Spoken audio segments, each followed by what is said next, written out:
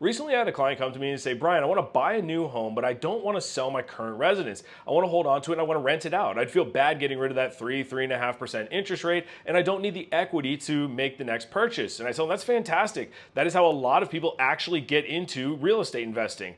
But the next question that I have for them is the most important, and that is, how long do you plan on renting it out for? And the reason behind that is tax code 121. A lot of people think that you have to buy a new primary residence when you sell your current primary in order to not pay capital gains tax, and that's actually not true. You have an exemption that's built in, so $250,000 for a single person or $500,000 for a married couple. The other stipulation is that you have to have lived in it 2 out of the last 5 years. So if you decide to sell, all right, and we'll just decide we have a home here at $350,000, it's now worth $450,000, so we have $100,000 in realized gains. If we decide to rent it out, technically the clock started 2 years ago because you have to have lived in it for 2 years. The last 2 years will be the 2 years.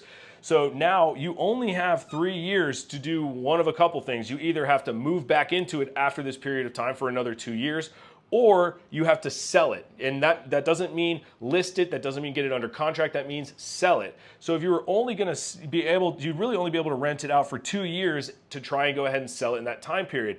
So if you were gonna list it, or if you were gonna rent it out for maybe 3 or 4 years, it's actually probably gonna cost you money because you would be subject to capital gains tax, which is 20%, right on top of this. So you pay $20,000 in capital gains, which would probably wipe out any kind of earnings that you've actually had. Whereas if you were to rent it out for 7, 8, 9 years, then that actually might make sense.